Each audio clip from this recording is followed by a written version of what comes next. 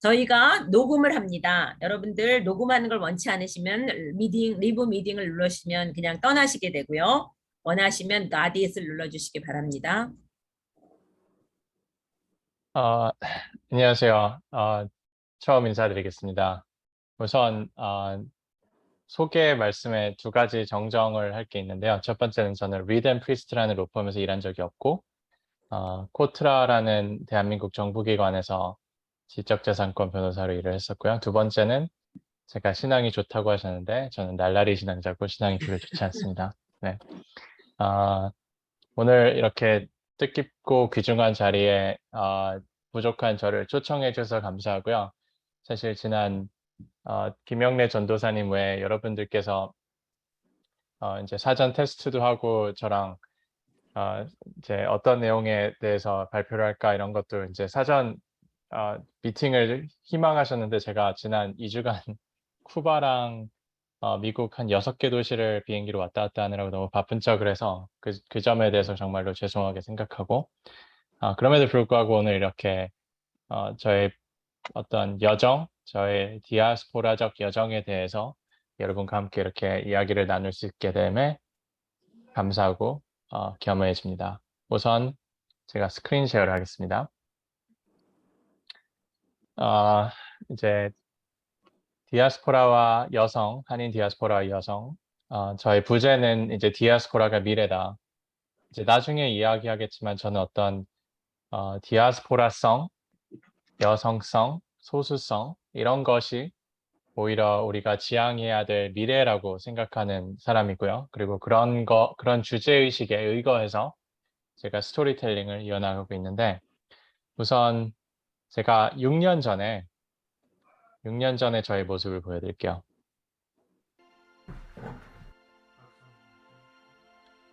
Hi, my name is Joseph Chun. I'm a New York attorney, currently producing and directing a film called Jeronimo. A year ago, I went to Cuba on a whim to explore the country before American tourists and capitalism poured in. And of course, wanting to enjoy the beach, drinking rum, and smoking cigars. But the lady who came to pick me up at the airport from a hostel I booked several days ago just happens to be fourth generation Korean Cuban, whose father was the legendary Jeronimo Lim, Im Eun-jo in Korean. That's where everything started. Although Jeronimo passed away in 2006, I got to meet Jeronimo's wife, daughter, son, and other family members who told me about the incredible journey Jeronimo and his family had to go through in the past 100 years in Cuba.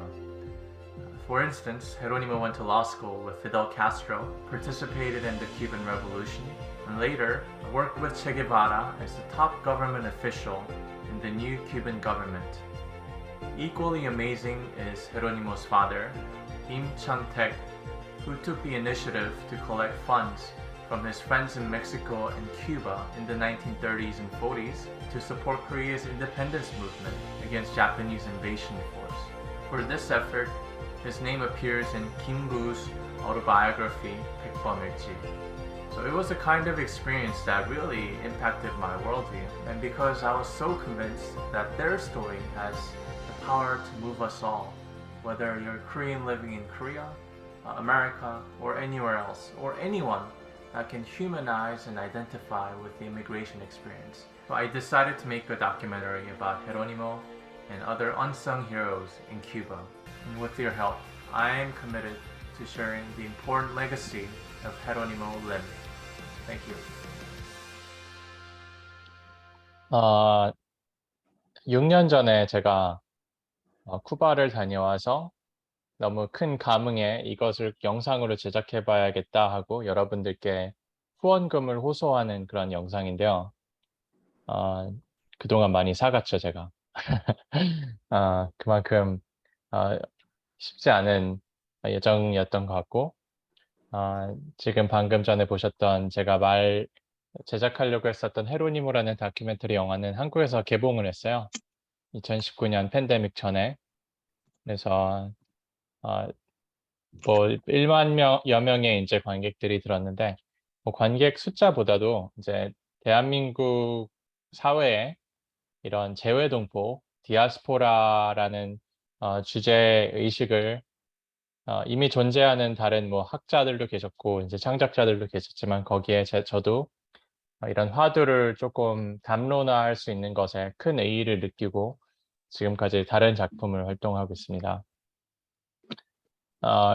제가 오늘 특히 여러분들과 나누고 싶은 주제 의식은 디아스포라예요. 여러분 사실 여기 계신 분들은 보통 디아스포라에 대해서 많이 알고 계실 거라고 생각해요. 보통 제가 이런 발표를 그래도 여기저기서 하는데 대부분 청중은 디아스포라라는 개념을 처음 듣거나 굉장히 생소해 하시거나 그런데 안 그래도 아무래도 우리가 다 신앙자들이기 때문에 아마 디아스포라라는 개념을 처음 접한 곳은 다 교회가 아닐까 그렇게 생각합니다. 사실 성경 자체가 어떤 유대인 디아스포라의 총 내러티브 집합체가 아닐까도 생각될 정도로 팔레스타인 지역, 이스라엘 지역을 떠나서 혹은 이방인으로서 그 지역에 살더라도 이방인으로서 주님과의 관계 속에서 역사를 만들어낸 어떤 여러 유대인 선조들을 우리가 배우는 사람들로서 어떤 디아스포라라는 개념의 기본 정의는 우리가 잘 알 거라고 생각하는데 사실 학문적으로 디아스포라는 유대인들의 디아스포라를 지칭했었지만 혹은 그리스의 디아스포라를 지칭했었지만 현대 사회과학에서는 이제 자신 본국에 사는 모든 사람들, 그렇죠? 우리 같이 한인 디아스포라, 왜냐면 한반도 밖에 살기 때문에 이런 사람들을 통칭을 하죠. 1년 전에 고려인, 여러분들 고려인들 아시나요? 중앙아시아에 사는 러시아와 이제 뭐 카자흐스탄, 우즈베키스탄에 사는 고려인들이 모여서 줌 컨퍼런스를 했어요. 저희가 지금 하는 것처럼 우즈베키스탄에 사는 발레리 한 교수님이 계셨어요. 이분은 고려인 3세이신데 이분이 컨퍼런스 중에 이런 화두를 던지면서 프레젠테이션을 하셨거든요. 발표를 하셨는데 발표 내내 본인의 그 명제에 답을 하지 않는 거예요. 그리고 프레젠테이션을 끝내셨어요. 그래서 좀 젊은 저희들 중에 하나가 손을 들고 교수님께서는 우리 한인 디아스포라가 결국 사라질 것이라고 생각을 하십니까? 하니까 교수님께서 30초간의 정적이 있었어요. 네. 근데 저는 처음에 이제 컴퓨터가 이렇게 프리즈가 된 줄 알았는데 알고 보니까 심각하게 고뇌를 하시고 계시더라고요. 그 30초 동안 고뇌를 하신 끝에 컴퓨터를 이렇게 딱 쳐다보면서 나는 우리 디아스포라가 결국 사라질 수도 있을 것 같다. 이렇게 대답을 하셨거든요. 근데 저는 그 30초간의 고뇌에서 이분이 평생 이쪽을 공부하시고 어떤 한인 정체성, 디아스포라적 사유를 본인께서 보존하시려고 노력하셨던 그 흔적이, 그 고뇌가, 그 아픔이 그냥 저한테 고스란히 전달이 됐거든요. 과연 우리가 사라진다는 것은 무슨 뜻일까? 과연 한 나라의 재외동포들이 서서히 흩어져서 옅어지고 한 문화와 역사의식과 또 언어와 혹은 우리의 생활 풍습이 시간이 지나면서 희석되고 없어진다는 것은 과연 무슨 뜻일까? 그런 것에 대해서 제가 같이 고민하게 되었었습니다. 네. 그런 의미에서 저희가 오늘 이야기할 부분은 디아스포라라는 건데요. 그러려면은 정체성에 대해서 저희가 얘기하면 좋겠어요. 저는 필연적으로 이 다음과 같은 단계를 통해서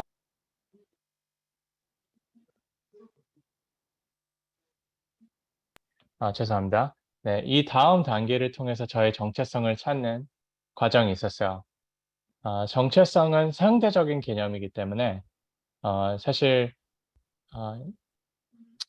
앞으로 말하겠지만 제가 디아스포라적 사유 그리고 세계 시민이 되는 과정에 이 정체성이라는 화두가 얼마나 중요했는지 여러분과 같이 나누고 싶습니다. 저는 미네소타에서 태어났어요. 이제 당시에 많은 한인 아버님들께서 운전하시던 올스모빌이라는 차 위에 올라가서 찍었던 사진인데, 아, 미국에서 태어났는데 이제 아버님께서 공부를 마치시고 이제 곧바로 한국으로 왔습니다.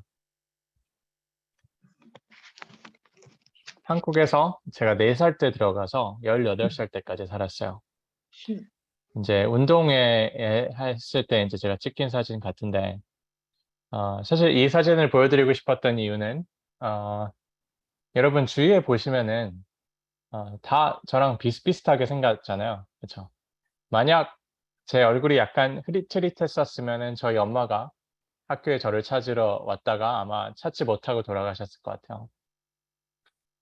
한국에서 자라면서 저는 단 한 번도 저의 민족 아이덴티티 때문에, 저의 정체성, 한인 정체성 때문에, 혹은 저의 피부색이나 저의 문화권 때문에 차별을 받아본 적이, 혹은 남들과 차별화 되었던 적이 없었던 것 같아요. 제가 초등학교 다닐 때까지만 해도 어떤 단일 민족, 혹은 순수 혈통, 혹은 단군의 후손, 뭐 이런 단어들이 교과서에 등장한 걸로 저는 기억을 해요. 실제로 우리나라가 다양성이 부족하다는 말이 있잖아요. 제가 이 명제가 얼마나 사실인지 궁금해서 한번 구글의 위키피디아에 찾아봤어요.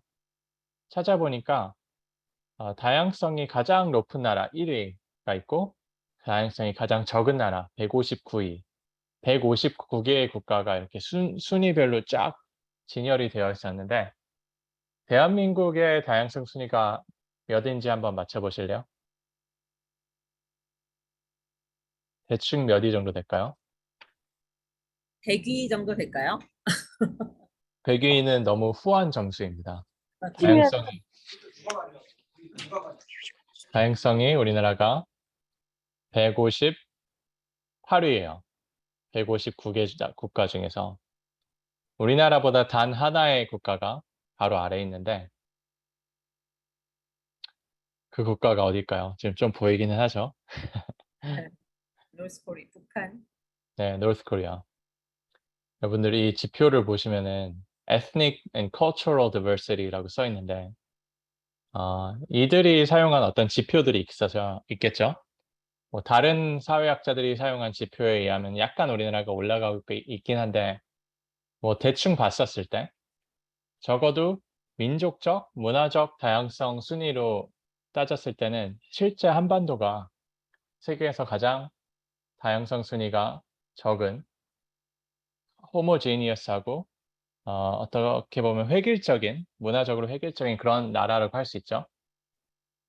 제가 드리고 싶은 말씀은 이거예요. 아까 운동회 사진에서 봤듯이 저는 한국에 살면서 단 한 번도 한인 정체성에 대해서 고민해 본 적이 없었던 것 같아요. 왜냐?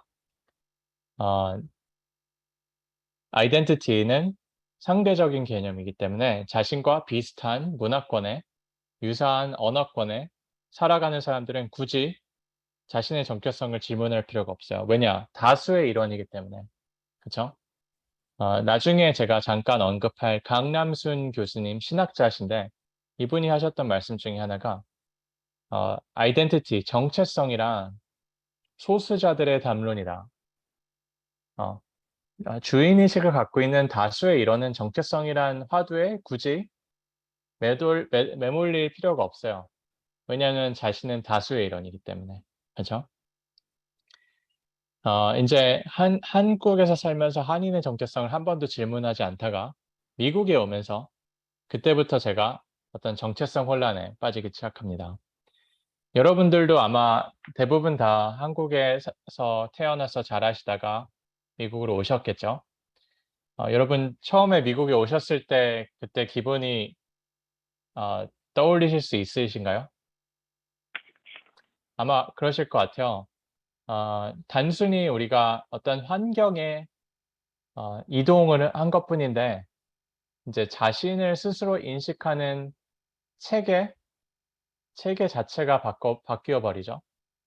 그것은 다수의 일원 중에서 갑자기 소수의 일원이 된 경험을 저희가 모두가 했는데, 사실 단순히 우리 주위에 우리와 다르게 생긴 사람들이 있다는 그 객관적 사실 외에 우리는 스스로 인식하는 방법 자체가 달라집니다. 여태껏 우리가 한 번도 질문하지 않았어도 될 한인 정체성. 그게 과연 무슨 뜻인가? 그리고 실제 우리가 차별을 받건 혹은 마이크로 어그레션이라고 은근슬쩍한 어떤 무시를 받건 우리는 셀프 컨셔스 해질 수밖에 없어요. 그 소수성이라는 것 때문에. 저 역시 그랬습니다. 저는 특히 2002년에 미국에 왔는데 저는 이중 국적이 있어서 두 개 중에서 이제 많이 고민하다가 미국에 가서 공부를 하고 싶다는 마음이 앞서서 미국 시민권을 선택했는데 당시 여러분 유승준 사건 아세요? 유승준 가수가 예, 미국 영주권을 선택하면서 군대를 가지 않아서 우리나라 국민들께 굉장히 많은 문매를 맞았잖아요. 저는 그 사건을 보면서 제가 미국 가기 3개월 전에 그 사건이 터졌는데 나는 미국 시민권을 선택한 남성으로 그리고 군 미필의 남성으로 앞으로 정당성 있는 코리안 메일이 될 수 없겠구나라는 어떤 당시 어렸을 때 마음에 그런 강박관념이 있었던 것 같아요. 그래서 미국에 오자마자 나는 어떻게 하면 최대한 미국인이 될 수 있을까? 미국인이 된다는 것이 과연 어떤 뜻일까? 최대한 백인처럼 행동해야 되나? 최대한 주류 사회에 진출해서 미국인처럼 영어를 구사하고 해야 되나? 당시에는 제 사유의 깊이가 굉장히 낮았기 때문에 저는 어떤 미국, 한국 이런 국가적인 차원에서 저를 정의하려는 제가 과연 그 스펙트럼 안에 어디에 있나 소속감을 찾으려고 노력을 했었던 것 같아요. 그러다가 제가 대학교에 가서 LA 폭동 사건, 여러분 4.29라고 우리가 일컫는 그 사건에 대해서 배우게 됐어요. 제가 2005년 때 시애틀에 있는 대학교 가서 한인 전미 대학생 대회에서 이걸 배웠는데 여러분 잘 아시죠? 4.29 LA 폭동 사건. 혹시나 모르시는 분들을 위해서 영상을 같이 보면 좋겠습니다.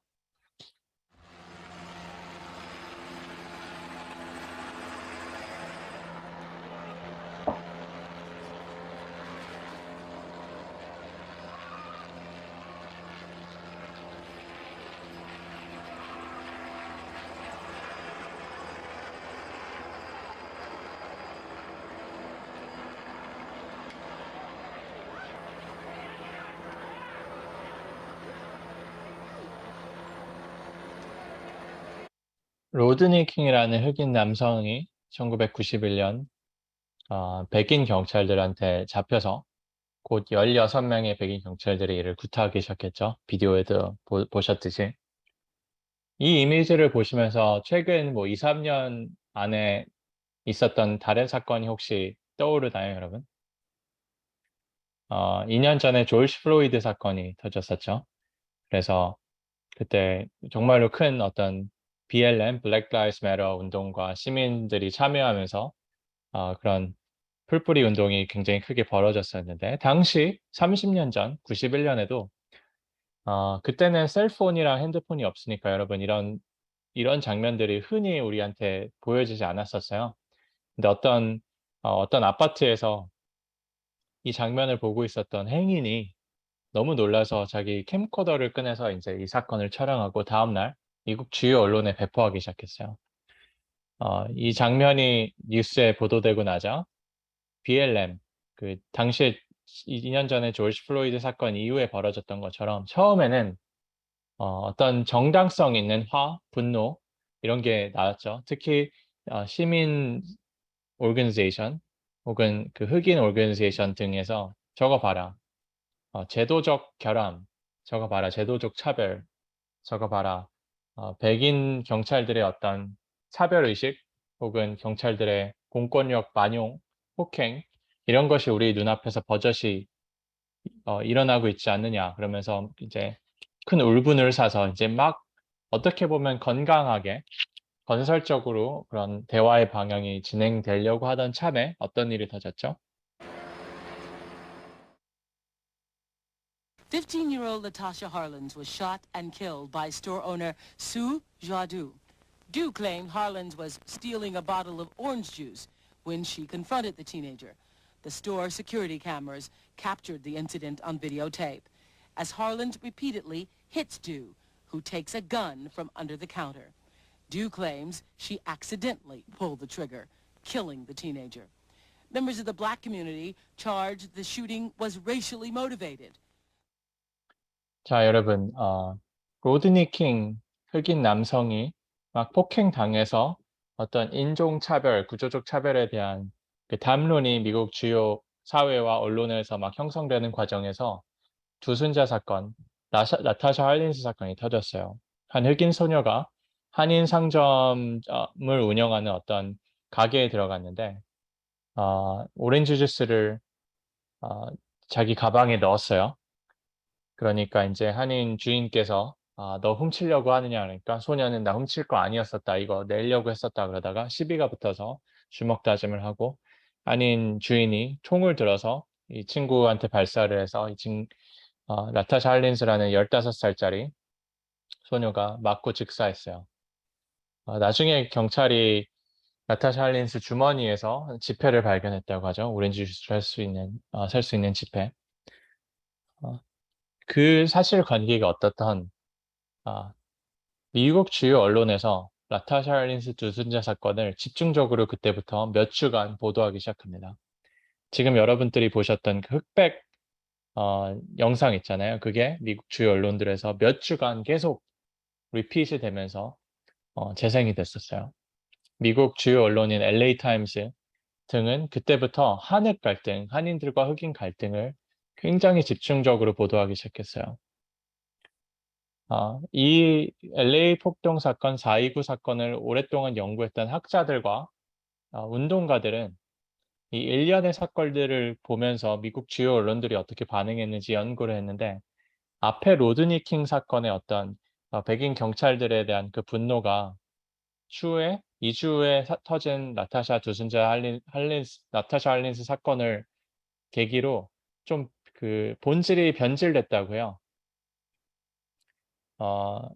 공권력에 대한 저항이 아닌 한흑 갈등이 주가 됐다는 거죠. 1년이 지났습니다. 1년이 지나서 로드니 킹을 때렸던 구차에 있었던 4명의 백인 경찰들에 대한 재판이 있었는데 배심원들이 무죄를 때렸나요? 유죄를 때렸나요? 무죄를 선포했죠. 무죄 선포가 난 직후 코리아타운에 이런 일이 터졌습니다. Let's start rolling some of the videotape. We were in an area right outside of Koreatown. There are a lot of Korean businesses in that area, and here we go. Once again, we got there just as this market was starting to be looted. Look at these people pouring out of the shoe store. You gotta wonder what's going on in these people's minds. You wonder what's going on inside these stores? Well, we took some shots here. Get out! This is America! Get out! This is America!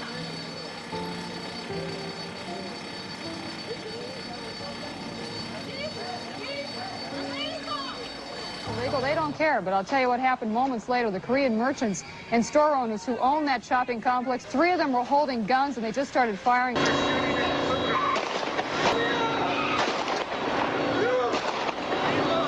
They actually pulled out loaded guns, but their bullets flying all over. 자, 72시간 동안 경찰들이 한인들을 도와주러 오지 않았습니다. 그들이 어디 갔나 보니까 여러분 코리아타운, LA 코리아타운 옆에 베벌리힐스, 웨스트우드 이런 부자 동네 있잖아요. 거기 가서 베리케이드를 치고 멀리서 한인타운이 불타 없어지는 장면을 목격하고 있었다고요. 당시 2,500개의 한인 상점들이 불타 없어졌죠. 그렇죠? LA 폭동 사건, 이때 제가 사실 당시 아까 말씀드렸듯이 제가 그 어떤 한인 정체성에 대해서 상당히 고민하던 시기에 어떤 컨퍼런스를 갔어요. 시애틀에 있는. 근데 거기에 앞으로 여러분들이 보실 할아버지, 이경원이라는 언론인 할아버지가 저희한테 막 화를 내면서 4.29의 중요성, 너네가 한인 정체성을 재해석하고 스스로 창조하는 과정에서 4.29가 얼마나 중요한 행사였는지 저희한테 막 화내면서 소리 지르는 부분을 제가 당시 제가 갖고 있는 카메라로 촬영해서 기록으로 남겼거든요. 그 장면을 여러분과 같이 지금 공유하고 싶습니다. That's the only lesson I want to give you. You have to define your destiny in your own terms. When you had a 30,000 demonstrations in America, it's the largest fucking demonstration in America.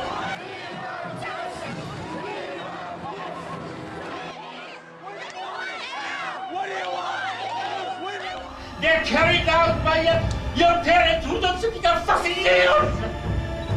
And you guys pretend it. That's when I will be more again.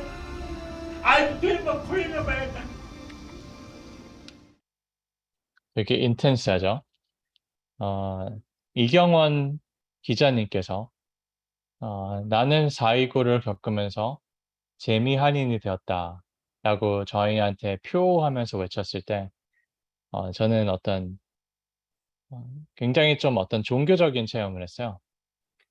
그러니까 그 전까지 고민하고 스트러글 했었던 저의 이중 정체성이 굉장히 하나로 확고하게 되는 그것은 나는 앞으로 한국인도 미국인도 아닌 재미한이라는 미국 내 소수민족의 정체성이 저한테 굉장히 크게 다가왔습니다. 그러니까 4.29를 통해서 저희 공동체적으로 확립하게 된 새로운 정체성에 내가 이바지할 수 있고 그리고 그 확장성에 나 역시 어떤 한 역할을 맡을 수 있겠다. 우리가 더 공동체적으로 그리고 개인적으로 더 건강한 아이덴티티를 만드는 데 내가 일조할 수 있겠다. 이분은 4.29 전에는 우리가 한인 이민자들이었는데 4.29 이후에 우리는 코리안 아메리칸, 재미한인이 되었다라는 말씀을 하세요. 그러고 나서는 이제 우리의 아메리칸 드림의 인식이 바뀌었다고 말씀하시죠. 여러분들께서 이제 도미를 언제 하셨는지 모르겠습니다. 뭐 빠르시면 5, 60년대 하셨겠고 대부분 6, 70년대, 80년대 혹은 90년대에 오신 분들 계실 것 같아요. 그때 우리가 생각했던 아메리칸 드림이라는 게 사실 어떤 경제적 안정, 성공, 그리고 자녀들 교육, 그렇죠? 이런 것이 아마 주된 그런 저희의 목적이 아니었을까? 아메리칸 드림에 대한 정의가. 하지만 4.29를 겪으면서 저희가 그렇게 느낀 거죠. 더 이상 우리가 우리 가족 내에서 혹은 공동체적으로만 잘 사는 게 미국에서 살아나가는 올바른 방법이 아닐 수도 있겠다. 우리 옆에 같이 공존하고 있는 이웃에 대해서 우리가 환대를 보이고 그들과 사이좋게 지내고 또 어떤 정치적 제도에서 참여를 하고 또 아들, 딸들을 뭐 변호사, 의사, 전문직으로만 키우는 것이 아니고 사회 다방면에 진출하기 위해서 우리 representation 그것을 키우는 게 굉장히 중요하지 않겠나 하면서 저희 내부적으로도 이런 어떤 사이키가 체인지되는 저희 심리가 바뀌는 어떤 그런 중요한 계기라고 배웠죠. 저는 이렇게 제가 발견했던 재미한인이라는 정체성에 너무나 매료가 돼서 15년 전 대학생이었을 때의 사진인데요. 어떤 저녁에 이제 재미한인들을 모아서 이제 컨퍼런스를 하고 이 정체성을 알리려는 그런 작업을 많이 했었어요. 사실 그때까지만 해도 저는 재미 정체성이라는 종착역에 도달했다고 생각해서 앞으로는 정체성 고민을 안 할 거야 이제 생각했는데 제가 대학을 졸업하고 나서 연변에 갔어요. 중국 연변. 당시에 저는 한반도 밖에 가장 큰 한인타운이 LA 코리아타운인 줄 알았어요. 근데 중국에 가니까 연변 자치주가 여러분 대한민국 전체 면적의 절반인 거 아시나요? 엄청나게 큰 땅에 공식적으로 조선어와 그리고 중국어가 같이 병행돼서 필기되게 하는 게 법적으로 의무적으로 되어 있는 그런 연변 지역에 가게 됩니다. 거기서 당시만 해도 200만 명 넘는 조선족 분들을 보면서 그들은 조선말을 사용하죠. 그리고 조선 음식을 먹고 또 옛날 춘향전 등 조선 전통 문화를 즐기시고 저한테는 너무나 충격적인 사건이었어요. 이렇게 큰 한국이 한반도 밖에 또 존재하는구나. 당시에 만났던 일수라는 친구가 있습니다. 조선족 3세 친구인데 어느 날 저한테 이렇게 말을 하더라고요. 호석이 형, 혹시 사과배라는 과일을 들어본 적 있습니까? 그래서 제가 사과배가 뭔데? 그러니까 연변 자치주 지역에서 나는 특산 상품인데 사과와 배를 이렇게 합쳐서 만들어 놓은 과일이에요. 근데 일수가 말하길 우리 조선족들은 역사적으로 우리 스스로를 사과배라고 표현했습니다. 왜냐? 우리는 완전한 사과도 완전한 배도 아니기 때문에. 그 말인즉 우리는 완전한 조선인도 완전한 중국인도 아닌 어정쩡한 자신들의 위치를 이 과일로 빗대어서 표현했다는 거죠. 그때 이 말을 들었을 때 저는 깜짝 놀랐었어요. 왜냐면은 저는 어떤 이런 이중 정체성에 대한 고민을 여러분들 같이 이제 한국에서 계시다가 미국에 온 우리들 혹은 미국에서 태어나서 자란 우리 교포 친구들만 하는 줄 알았는데 이 중국 친구들도 그런 고민을 하고 있구나. 탈북자들을 제가 도와주는 그런 활동을 했었어요, 대학교 때. 그러면서 이제 저는 북향민이라고 표현을 하는데 북에서 떠난 친구들. 근데 그 친구들 역시 저한테 비슷한 말을 했습니다. 대한민국에 살아가면서 우리는 완전한 대한민국 국민도 완전한 북한 사람도 아닌 어정쩡한 어중간한 상태에 있는 스스로를 발견합니다. 제가 독일을 여행을 했었을 때 여러분들 뭐 국제시장 같은 영화 보시면은 60년대, 70년대 경제 원조를 대가로 수많은 간호사분들과 탄광부들이 독일에 갔잖아요. 그들이 서로 만나서 낳은 아들, 딸들이 몇만 명이 되죠. 현재 5만 명 이상의 독일 교포들이 독일에 있는데 그들 역시 저한테 비슷한 말을 했었습니다. 우리는 완벽한 독일인도 완벽한 한인도 아닌 어정쩡한 상태에 있다. 심지어 제가 법대를 다닐 때 브라질로 인턴을 갔었는데 브라질 교민도 수없이 만나면서 그들 역시 어떤 이런 정체성 혼란을 표명을 했고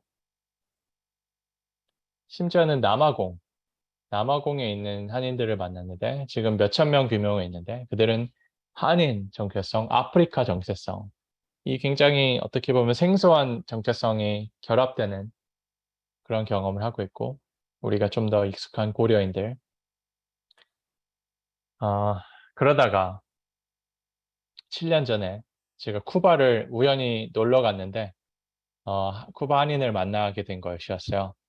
사실 저는 쿠바에 가기 전에 지금 보여주셨듯이 세계 전역에 이런 여러 재외동포 친구들, 디아스포라 친구들을 만나는 경우가 있어서 늘 이 주제에 대해서 화두에 대해서 관심이 있고 호기심이 있었는데 쿠바 한인들을 만나면서 이렇게 생각했었어요, 당시. 만약 주님이 정말로 존재하신다면은 나에게 택시를 태워서 택시 기사가 쿠바 한인이게 한 이 사건이 우연이 아니고 나한테 어떤 사인을 보내는 거다. 이런 확신이 들더라고요. 그래서 그때부터 이런 디아스포라, 재외동포, 이 화두에 되게 집착하기 시작합니다.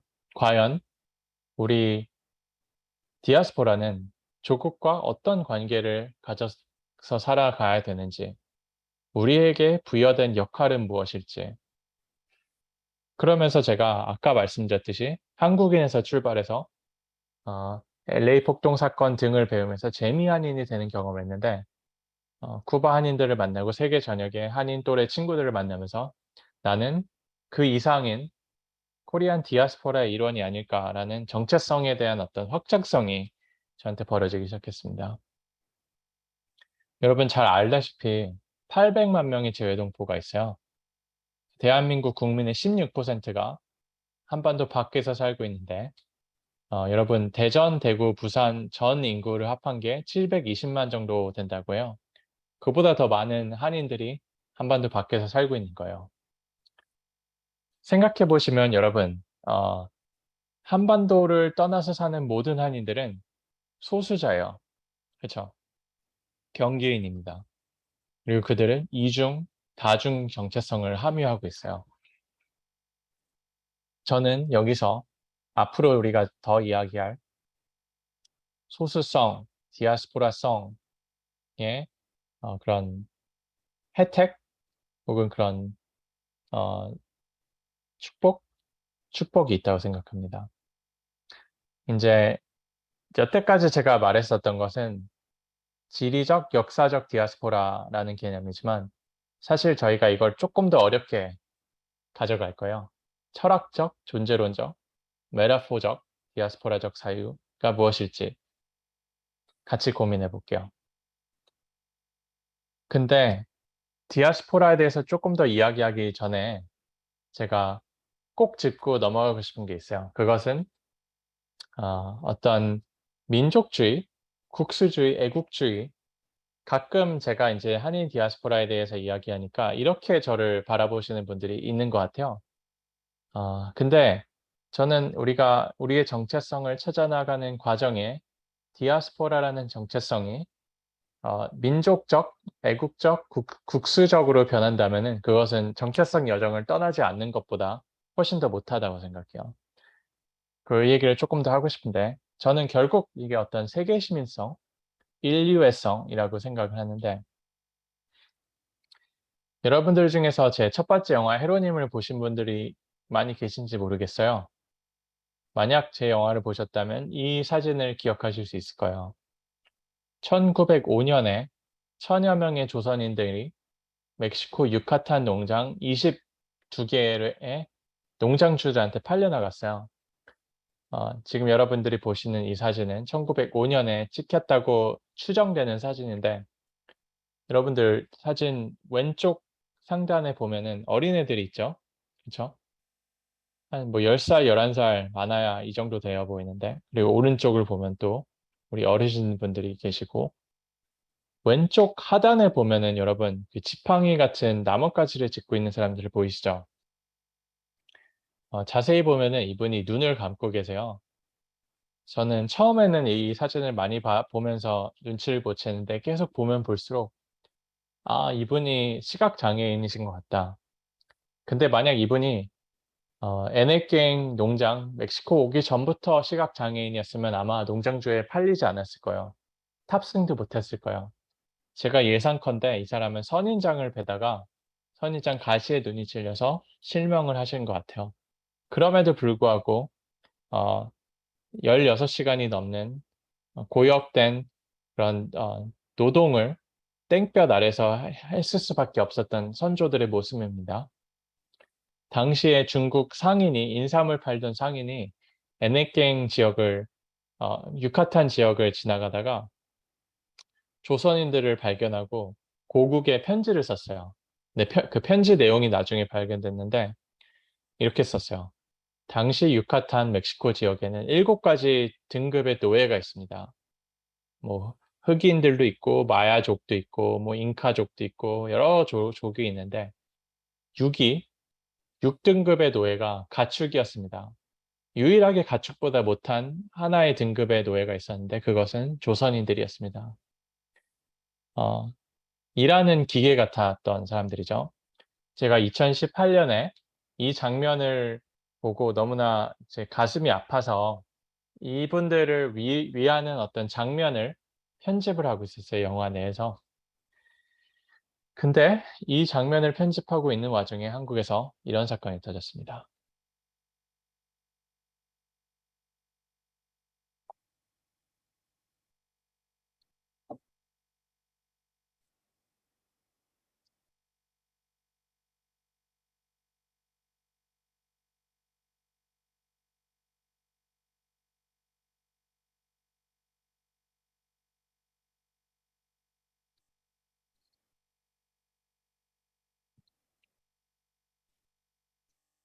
한편으로는 제가 100여 년 전 해외로 팔려가서 어떤 일하는 기계처럼 가축보다 못한 선조들을 기리는 장면을 만들고 있었는데 다른 한편으로는 실생활에서는 제가 떠나온 조국 대한민국에서 500명의 예멘 난민들이 어떤 인도적 체류를 위해서 건너왔는데 수많은 한인들이 나와서 거리로 쏟아져 나와서 go back to where you come from. Go back, go home.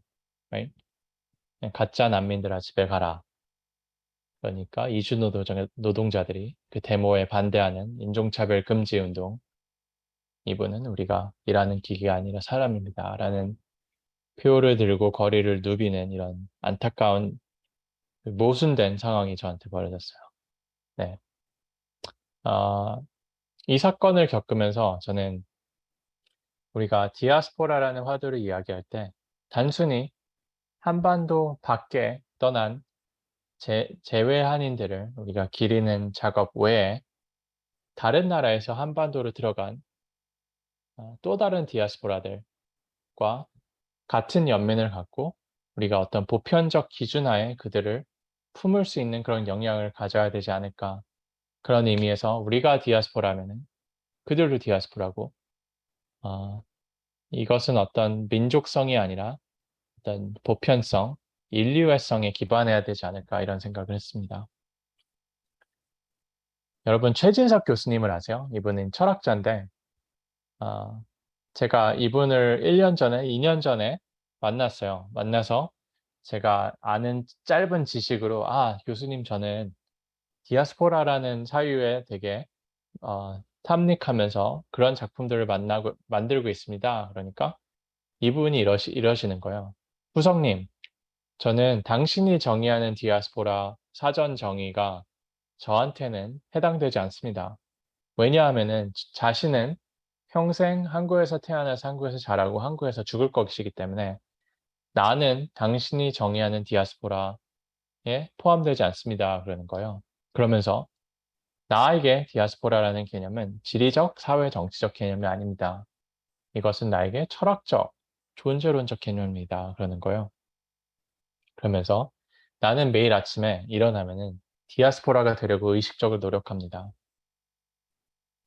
내가 스스로 멈추고 안주하는 순간 나 자신을 깨트려 밖으로 나가려고 하고 주류가 되어서 편해지는 순간 경계인이 돼서 불편해지려고 하고 안도감으로 느슨해지는 순간 나 자신을 부정해 다시 깨달으는 과정을 반복적으로 되풀이합니다. 그런 의미에서 나는 디아스포라적 삶과 사유를 추구하면서 살아갑니다. 이분이 이렇게 저한테 말했을 때 제가 막 뒷머리를 망치로 맞은 듯한 기분이 들었어요. 그게 다 같이 안 나오면 FCG 해야 되고. 그 이유는 제가 어떤 디아스포라라는 지리적 개념에 너무 함몰이 돼서 실제 이 단어가 갖고 있는 그 확장성을 집중을 하지 못했던 거죠. 그런 면에서 여러분 아까 말씀드렸잖아요. 한반도 밖에 있는 모든 한인들은 다 소수자로 경계인으로서 이방인으로서 살아가잖아요. 저는 우리가 어떤 다양한 외국에서 다양한 사람들과 공존할 수 있는 능력이 저한테 내재화되어 있다고 생각해요. 제가 아까 잠깐 언급했었던 강남순 교수님께서 Diasporic Feminist Theology, 디아스포라적 페미니스트적 신학이라는 책을 쓰셨어요. 여기서 저는 굉장히 많은 영감을 받았는데 이분은 이제 디아스포라의 정신을 이제 신학적으로 해석하셨는데 기독교 정신의 본질, 그렇죠?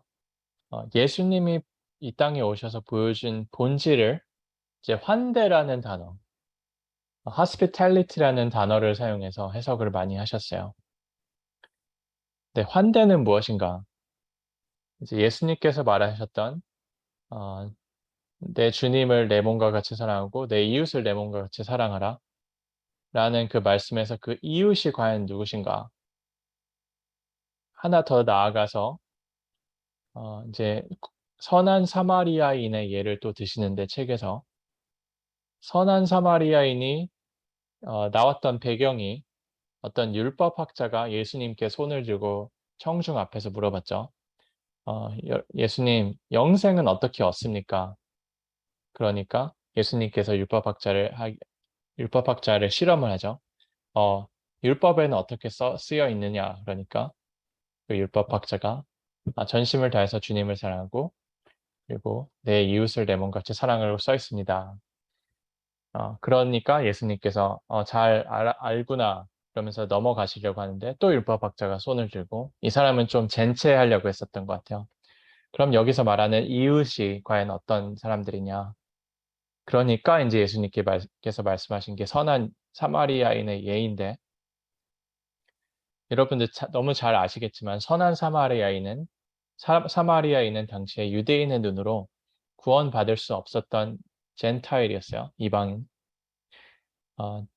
당시 아파서 쓰러져 있는 사람을 제사장이 당시에 가장 주류였던 제사장이 못 본 채하고 자신이 해를 끼칠까 해를 당할까 도망가고 당시 역시 주류였던 레위인 사람도 이제 지나가고 하지만 유일하게 구원받을 수 없었던 이방인이었던 선한 사마리아인이 그 사람에게 연민을 느껴서 여관에 그 사람을 치료할 수 있도록 맡기고 돈을 주면서 혹시 돈이 더 필요하면 다음번에 올 때 내가 돈을 더 주겠노라.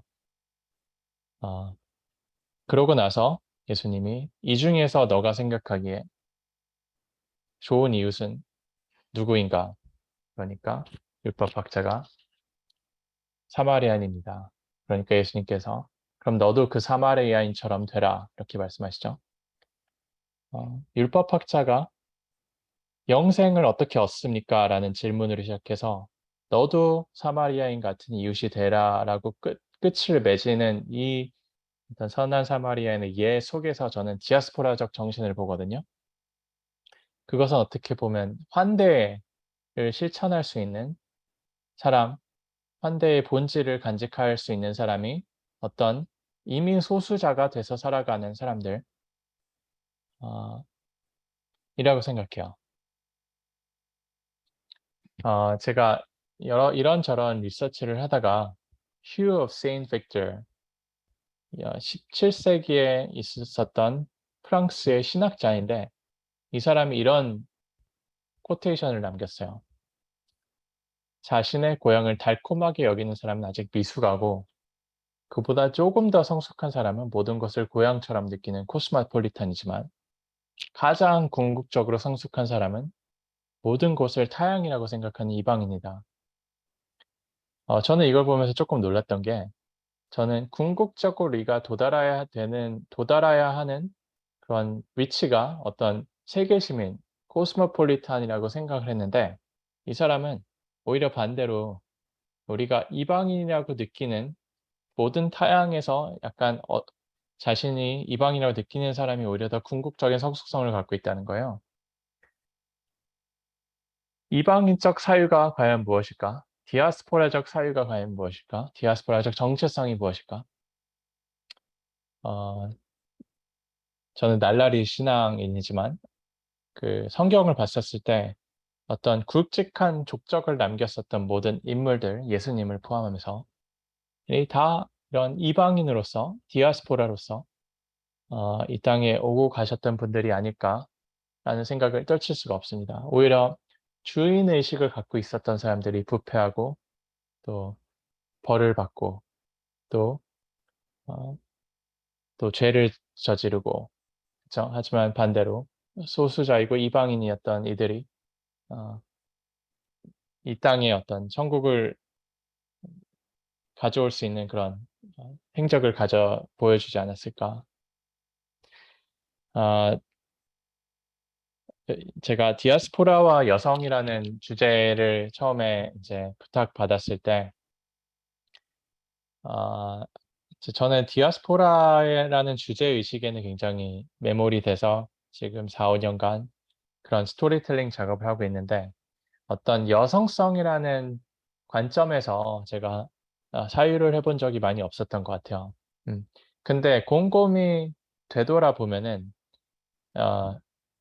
제가 쿠바 한인들을 촬영하면서 이거를 굉장히 뼈저리게 느꼈던 부분은 제 영화만 해도 굉장히 남성주의적 스토리텔링이 있거든요. 그 말은 헤로니모 임 선생님도 쿠바 혁명에서 싸웠던 사람이고 그분의 아버지인 임천택 선생님도 조국의 독립을 위해서 17반 자금을 모아서 독립운동 자금을 보냈던 사람인데 그분들의 부인에 대한 아내분에 대한 하이라이트가 그만큼 되어 있지 않아요. 이것은 제가 그들 역시 또 다른 외인이라고 생각하는 세계관이 많이 결여되어 있어서 그랬던 것 같아요. 근데 여러 번 쿠바 한인들이 저한테 늘 인터뷰 때 했던 말이 이런 거였었거든요. Behind every great man, there is greater woman. 위대한 어떤 남성 위에 더 위대한 여성이 있다. 헤로니모나 임원조 선생님이나 임천택 선생님 역시 그들을 단순히 보조했던 것이 아니고 그들의 인격적으로 혹은 그들이 더 보편적인 사고관을 자신이 믿고 행할 수 있도록 그 여성분들의 역할이 그만큼 혹은 그 이상으로 있었다는 거죠. 근데 그런 담론이 그들 역할에 대한 담론이 굉장히 부족하다고 저 역시 스스로 생각하고 저도 그거에 대해서 반성을 하기 시작했었어요. So why don't we start? 다음 보여드릴 작품은 헤로니모에서 이 디아스포라라는 개념을 엑기스로 제가 뽑아냈는데 같이 함께 보실까요? So why don't we start with the idea of diaspora? So the heart of diaspora is pain. The idea that you can't live in your ancestral homeland, that you can't be where you want to be, and perhaps you can't practice a religion or a culture in the way that you otherwise would. But what results from the pain is innovation. The idea that you can change some of the traditions and adapt them and modernize them and make them relevant wherever you are.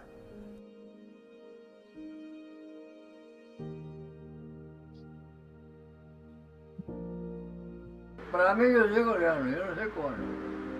Para mí yo soy coreano. Y me muero siendo coreano. ¿Comprende? Porque la única patria que reconoció mi padre y mi madre. 나한테 한국어 좋지 않아요. 그렇지만 매일 한국어 공부하고 있어요. 한국 깨끗한 사람입니다. 알아요. 그렇지만 난 한국 사람이고. Could you read the letter from your grandfather? Ya. La patria. Patria es el legado de abnegación de nuestros antecesores y la ofrenda de nuestros mártires. Es la inspiración de los que sueñan un mañana mejor y un futuro de hermandad. Su concepto va más allá de las fronteras geográficas. No se limita a los que nacen en un lugar determinado, ni se sujeta a las normas políticas de un nacionalismo egoísta. El sentimiento patriótico debe fundirles a la esperanza y al clamor de los desposeídos, de los explotados que aspiran y luchan por un mundo mejor. La patria es la dignidad y el honor de los que saben merecerla.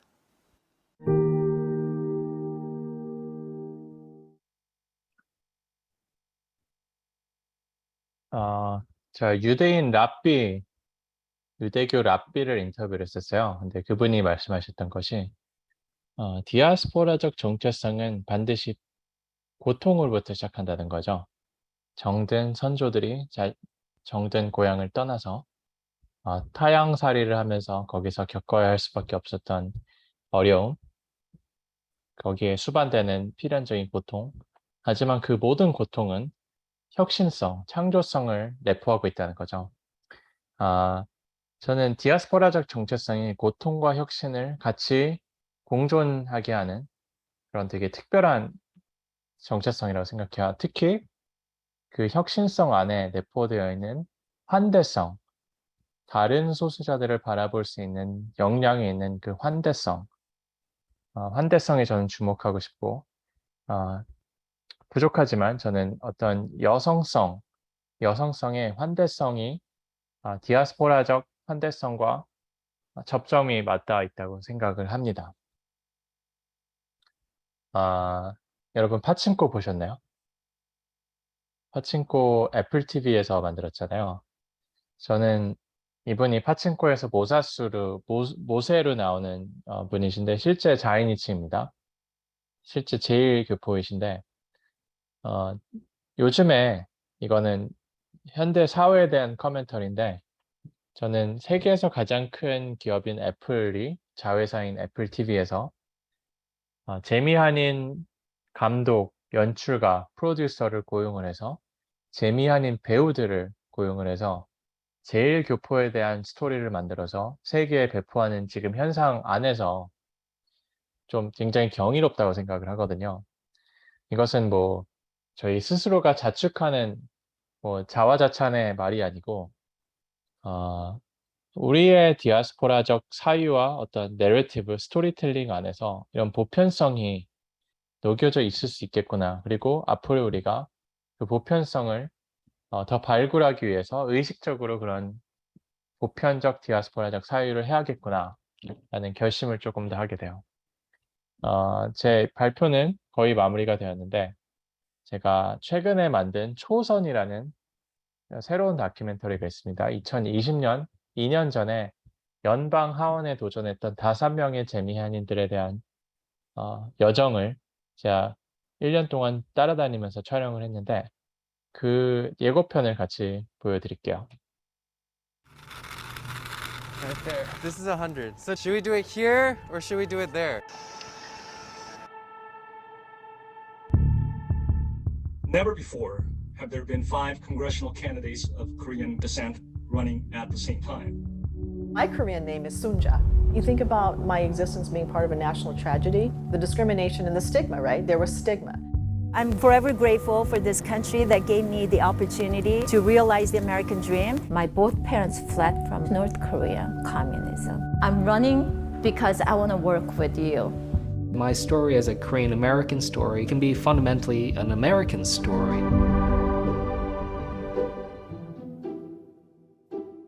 한인타운이 역사적으로 한국인이 당선된 분이 한 명도 없습니다. Yeah, so David, he was so popular. He was like best friends with all the girls. 데이빗 김 후보는 아직 한인 사회에 널리 알려지지 않은 신인 후보입니다.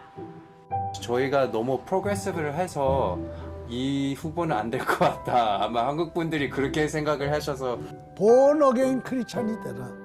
나는 공화당이라는 걸 데이빗이 알아요. With my parents, I always wanted to be truthful with them, but I couldn't ever muster up the courage. Thousands of Koreans working in South Central and Koreatown lost businesses they took years to build. Koreans were fighting because police was not there. That's when our community really woke up and said, we need representation. Nearly 3,000 hate crimes are reported against Asian Americans across the country. The government does nothing for us. It's time for them to do something for us. These young people, they have so much freedom and they don't know what they have. This will be the most consequential election of our lifetimes. It's not just the future of America that's at stake, it's the future of the world. I just found it offensive. I did reach out to the White House and I told them, why are you doing this?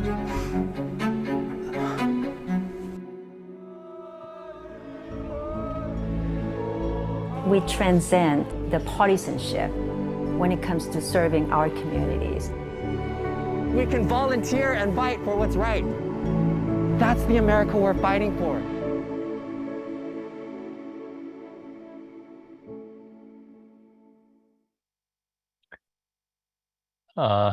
네, 이상, 제가 이렇게 말을 많이 하니까 목이 아프네요. 부족한 네, 발표 들어주셔서 진심으로 감사드립니다. 네. 네, 우리 감독님 요즘에 영화도 많이 찍으시고 말도 많이 하셔야 되는데 오늘도 이렇게 저희들에게 1시간 정도 말씀을 해주셨어요. 사실 여기에서 지금 다루셔서 저희들에게 얘기해 주시는 얘기는 무진장 많은 것들이 포함되어 있고 또 저희가 더 들어야 될 것도 굉장히 많다고 생각합니다.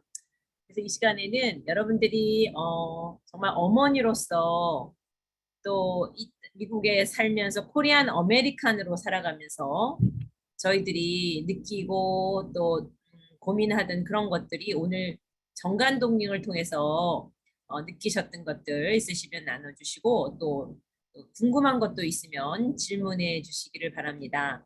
방법은 채팅에다가 이렇게 써주시면은 제가 읽고 그거를 이렇게 전달하는 방법으로 하겠습니다. 왜냐하면 너무 많은 분들이 한꺼번에 이야기를 할 수 있기 때문에 혼선을 피하기 위해서입니다. 좀 협조해 주시기 바랍니다. 그럼 준비하시는 동안 제가 한 가지 질문을 하겠습니다. 아까 제가 양력을 잘못 발표해 드린 것 같아서 죄송합니다.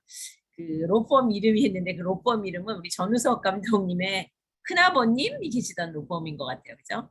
네, 영향을 많이 받으셔서 그 이야기가 나온 것 같고요. 어쨌든 뉴욕 맨하탄에서 로여로 활동하신 것은 맞습니다.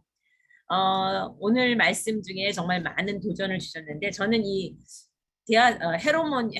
헤로모니 그것도 봤고 그다음에 초선도 봤어요. 여기 뉴욕에 오셔서 시사회 하셔가지고 그런 걸 보면서 여러 가지 그 정체성을 고민하면서 우리 전우석 감독님이 이런 다큐멘터리를 정말 사제를 털어가면서 만드시는구나 하는 거를 이렇게 가슴으로 많이 느꼈는데 그래도 이 디아스포라의 이런 다큐멘터리를 더 적극적으로 하려고 했던 어떤 계기가 있지 않으셨을까 하는 그런 생각이 듭니다. 그래서 한번 그것도 좀 한번 말씀해 주시면 좋겠습니다.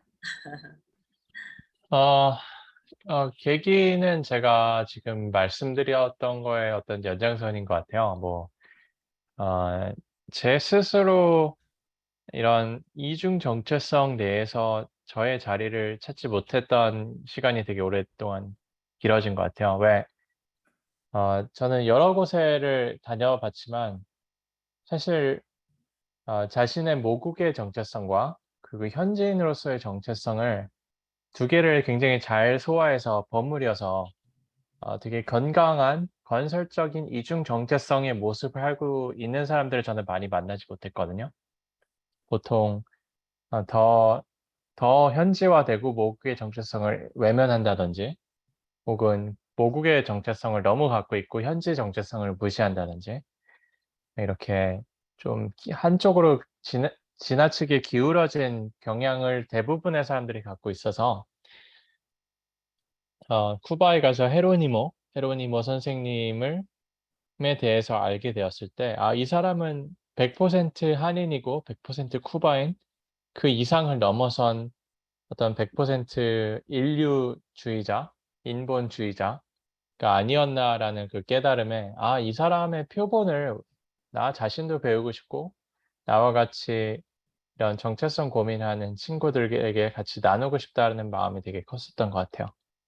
네, 감사합니다. 여기 한 분이 좀 써주셨는데 아드님이 이번에 아리조나에서 공화당 후보로 이렇게 나가시려고 하는데 어머니로서 반대하셨었는데 오늘 우리 감독님 말씀을 이렇게 들으면서 이렇게 좀 이해를 좀 하실 수 있는 어떤 여유가 좀 생겼다고 이렇게 쓰셨어요. 우리 여러분들 질문 많이 있으시죠? 좀 말씀 좀 해주시기 바랍니다. 어떤 것들이 또 자녀를 키우시면서도 이런 많은 문제에 직면하셨을 것 같아요. 그래서 우리가 어머니로서 우리 자녀들을 성장시키고 키우신 그런 디아스포라의 여성으로서 여러분들이 관심 있는 걸 말씀해 주시기 바랍니다. 여기 지금 강의 너무 감사합니다. 저는 한인 여성으로 소수 그룹에 속해 있는 게 맞긴 합니다. 말씀 중에 환대의 정신 또는 잠깐만요. 이게 좀 꺼졌습니다. 너무 내용이 긴데요. 말씀 중에 환대의 정신 또 더 나아가 주류가 됨을 포기하라는 것이라는 내용이 가슴에 와닿습니다. 그럼에도 나의 소수됨에 갇혀서 주류가 되는 것에 대한 의도적 포기함이 참 힘들다고 고백합니다. 이 한계를 어떻게 극복할 수 있을까요? 이렇게 질문하셨네요. 여기서 말하는 주류됨의 포기는 저는 문자 그대로의 주류의 포기가 아니고 약간 메타포적이라고 생각해요. 저희가 사실 어떤 분야에서건 열심히 하다 보면 주류의 전문직이나 주류에서 중요한 위치에 설 수 있는 역량이 다 있을 텐데 그런 어떤 세속적인 포기를 말하는 것 같지는 않고요. 제 생각에는 자신의 위치가 어디에 있던 그 주류 밖에 있는 소수자들을 바라볼 수 있는 긍휼함을 간직하고 있는 거라고 생각하거든요. 네, 그렇습니다. 네. 우리 다른 한 분도 그 주류에 대한 포기는 지금 우리 한 분이 얘기하셨는데 여기가 좋사오니 하고 머무르는 것을 포기하는 것이 아닐까 이렇게 또 애들 하셨네요. 그다음에 그 한 분은 What is your direction on your future film making documentary? 이렇게 물어보시네요. 이거는 나중에 물어보셔야 될 것 같은데 지금 물어보시네요. 먼저. 네. 사실 제가 하고 싶은 스토리텔링은 여러 가지가 있긴 한데 가장 최근에 저의 가슴을 좀 후려친 그런 사건이 있었는데요. 제가 한 2달 전에 코스타라는 크리스천 컨퍼런스에 발표자로 갔었어요. 네, 코스타에서 제 룸메이트가 그 스테픈 윤이라는 재미한인 선교사님이신데 지금 북한에서 13년 동안 장애 아이들을 치료하시는 의사 선생님이세요.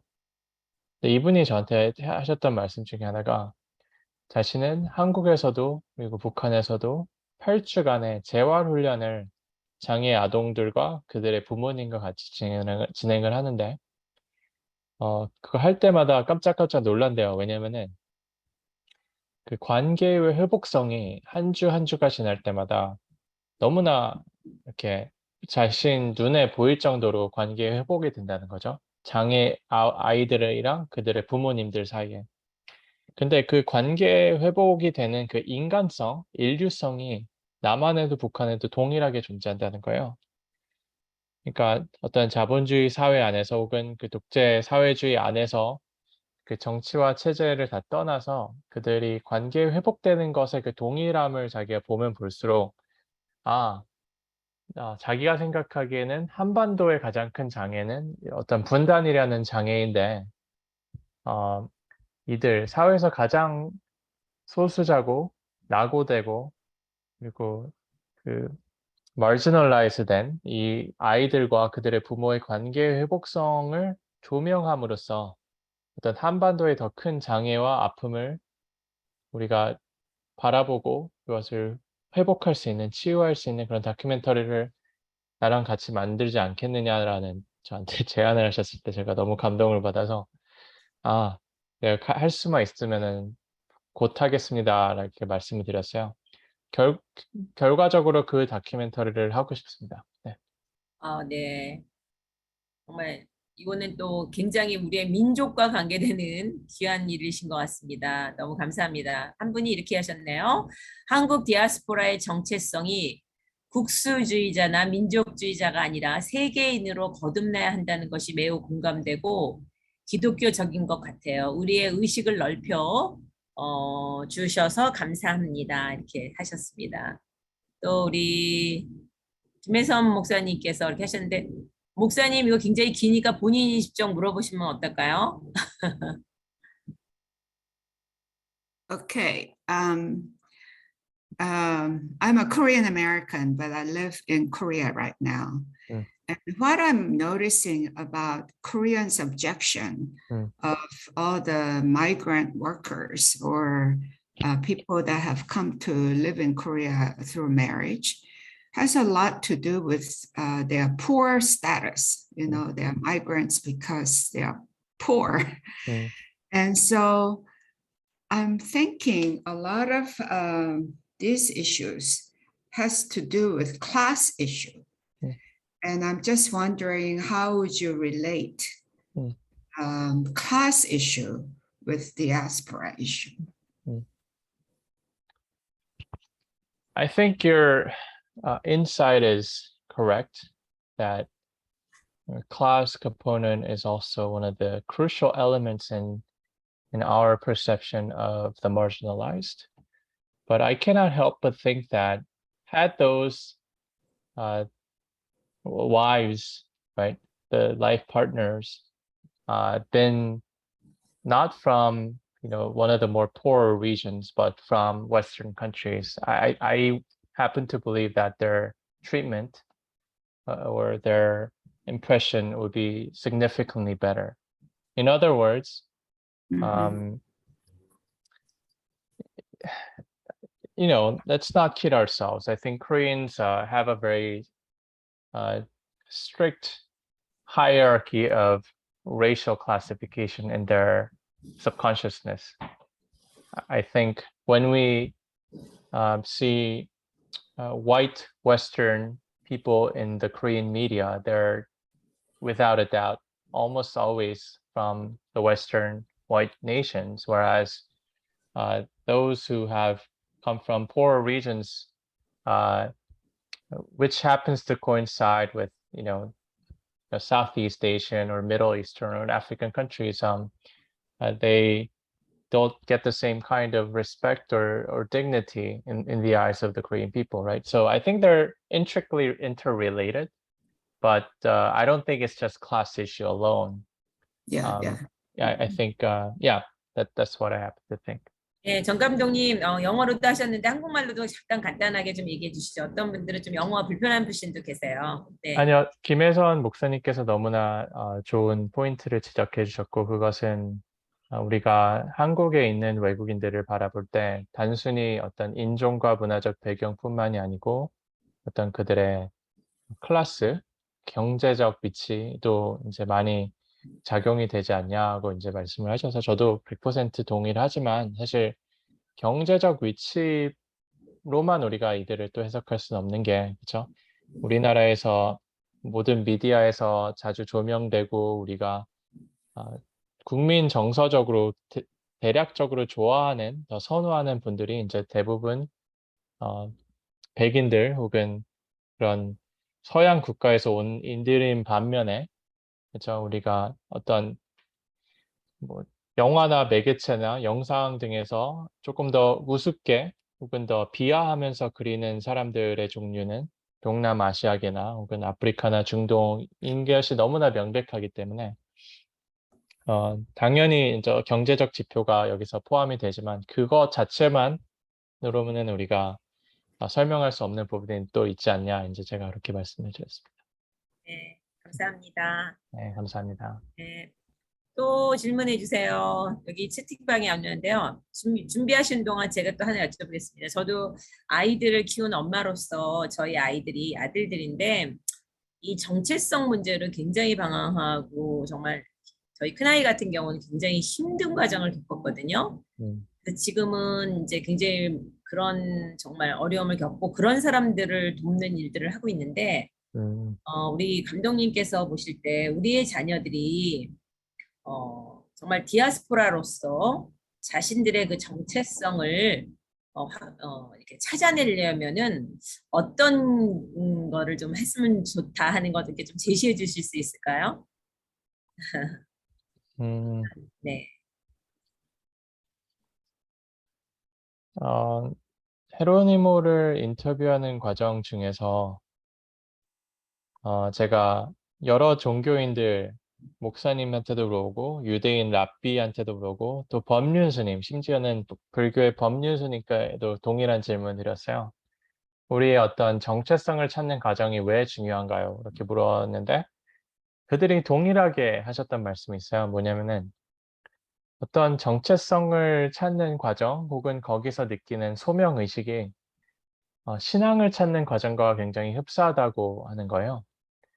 그 말인즉 저희가 신앙이 됐을 때, 회심을 했을 때 어떤 하나님이 아들이 되는 과정 혹은 불교에서는 뭐 부처가 되는 과정에서 그 깨달음이 저희를 해방시키잖아요. 그 깨달음이 저희를 empower 시키잖아요. 근데 그런 신앙적 자신의 정체성을 찾는 과정이 어떤 민족이라고 하면 조금 위험하게 들릴 수 있겠지만 그런 문화적 정체성을 찾는 과정에도 동일하게 적용을 한다는 거죠. 그것은 자신이 스스로 dignified 되는 과정, 자신이 어떤 누군가를 진지하게 고뇌하는 과정에서 해방이 되는 과정. 그렇기 때문에 이것을 게을리하면 안 된다라는 메시지를 여러 번 동일하게 받았었는데 글쎄요. 자신의 정체성을 찾지 않고 자신이 누군지를 찾지 않고 온전하게 건강한 사람이 될 수 있는 방법이 있다면 저는 그 방법을 배우고 싶어요. 감사합니다. 예, 그러니까 결국 신앙과 같다. 우리가 신앙의 확신을 갖듯이 정말 그걸 위해 질문하고 도전하고 노력하면서 찾아야 된다 이렇게 하신 것 같고요. 전우석 감독님의 다큐멘터리 영화를 보려면 어디서 봐야 되나요? 이런 질문이 있습니다. 좀 채팅에 네. 올려주시면은 네. 입니다. 네. 초선은 아직 볼 수 있는 그런 경로가 없는데 제가 헤로니모는 볼 수 있는 경로를 여기 아래 하겠습니다. 네. 초선은 언제 볼 수 있어요, 감독님? 초선은 마치고 했는데. 예. 네, 초선은 제가 지금 여러 도시를 돌아다니면서 보여드리고 있어요. 그래서 아직은 온라인에 저희가 오픈을 하지 않은 이유가 11월 3일에 국내에서 개봉을 하거든요. 그래서 대한민국에서 개봉을 하기 때문에 그때 이후에 미국 온라인에도 이제 좀 번지지 않을까? 저는 이런 기대를 하고 있습니다. 됐습니다. 한 분이 제가 질문했는데 스킵하셨네요. 네, 의도는 아닙니다. 네, 이해해 주시고요. 그래서 다시 질문하시는데 이중 정체성은 본인에게도 타인에게도 혼동이 될 수 있는데 바이링구, 바이컬처럴 일 때는 오히려 쉬울 수도 있지만 그렇지 않을 경우는 어떻게 되지요? 이렇게 물어보셨네요. 그렇지 않을 경우는. 네. 제 대부분의 친구들은 바이컬처럴 바이링구얼이 아니거든요. 대부분 다 코리안 아메리칸 친구들은 한국말 구사를 거의 못하고 되게 미국적이죠. 그렇죠? 제가 2002년에 한국에서 이제 다시 미국에 왔었을 때 사귀었던 고등학교 대부분 친구들은 한인이 됨을 되게 부끄러워했었어요. 그래서 한국말을 못하는 건 당연하고 오히려 안 하려고 그러고 한국말 했을 때 되게 무시를 하고 그게 고작 20년 전인데 재밌는 것은 그 친구들이 다 지금 결혼을 해서 아이를 낳은 친구들은 아이를 한글 학교에 보내려고 하고 있더라고요. 그러니까 본인이 어떤 그 자신을 이루는 여러 요소 중에 하나를 부끄럽게 생각을 했었던 어떤 역사적, 문화적 배경이 있었잖아요. 저는 그들을 탓하진 않습니다. 왜냐하면 당시만 해도 코리안이라 그래서 어떤 자랑스럽게 내놓을 지표가 없었기 때문에 그렇기 때문에 그들은 아마 그런 결여를 아마 느끼기 때문에 자녀들을 한글 학교에 보내서 이 친구는 조금 더 온전한, 건전한, 건설적인 이중 정체성을 확보하게 하려는 도움을 부모들이 주려고 하고 있지 않나 저는 이렇게 생각을 하고요. 본인들 경우 글쎄요, 한국말을 꼭 배워야지 저는 뭐 이게 건강한 이중 정체성이라고 주장하는 것은 전혀 아니지만 어떤 여태까지 갖고 있었던 그 shame, right? sense of shame, 부끄러움을 점점 더 없애는, 그래서 자신을 있는 그대로 인정할 수 있는 그런 훈련이 필요하지 않을까 생각을 하게 되네요. 감사합니다. 또 한 분 질문하셨는데요. 디아스포라적 사고를 통해 다름 속에서 평화롭게 공존할 수 있다는 것에 대해 추가적으로 설명해 주시면 감사하겠습니다.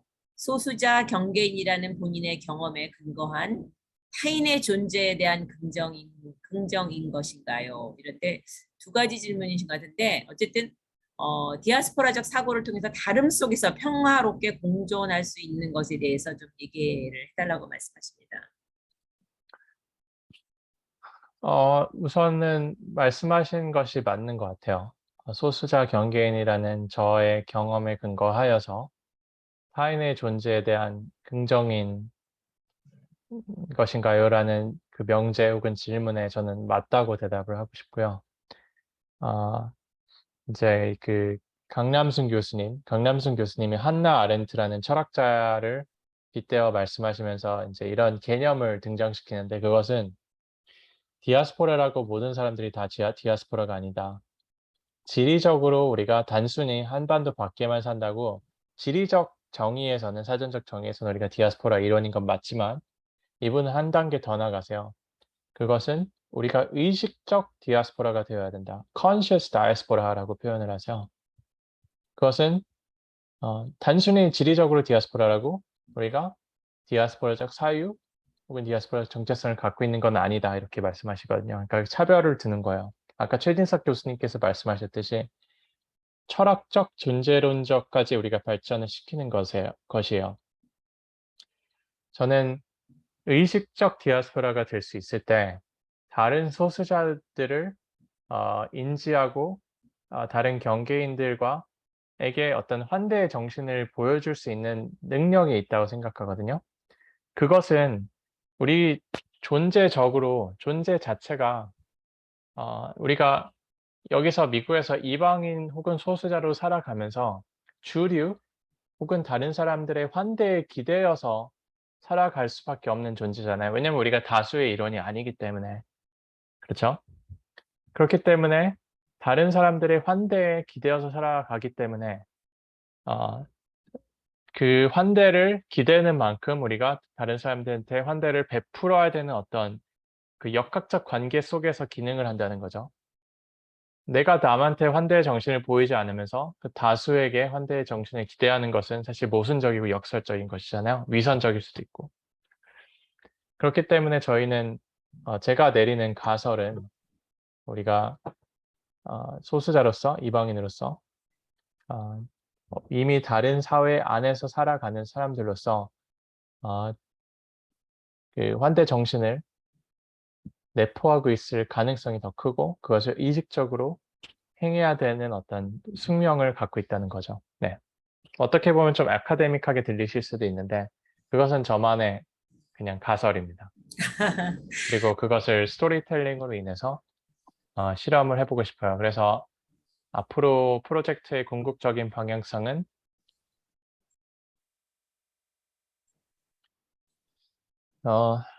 디아스포라적 사유, 지금 말했던 사유를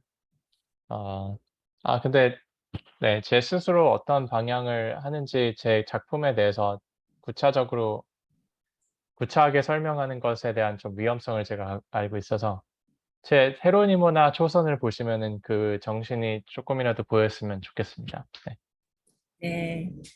아유, 감사합니다. 우리 감독님이 내일은 보스턴을 가시고 바로 또 한국을 가셔야 된대요. 그래서 저희가 디프리는 같이 하지 못하기 때문에 몇 분의 질문만 좀 더 받고 감독님 말씀 마치도록 하겠습니다. 질의응답을 또 좀 더 질문해 주시기 바랍니다. 오늘 조금 굉장히 감독님이 어려운 말을 굉장히 많이 사용하세요. 깜짝 놀랐어요.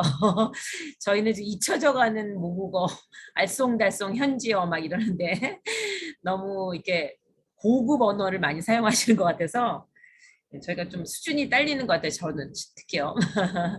자, 워낙 네? 워낙 똑똑하지 않은 사람들이 어려운 단어를 써서 표현을 한다고 하더라고요. 그런가요? 죄송합니다. 저의 다 부족함입니다. 아니, 별 말씀. 저희가 오늘 언어를 업그레이드하는 느낌도 받습니다. 감사합니다. 그 디아스포라들에게 한이 있다면 어떤 것일까요? 시대, 지리, 문화에 따라 다를까요? 아니면 일종의 공통적인 부분이 있을까요? 이렇게 또 질문하셨네요.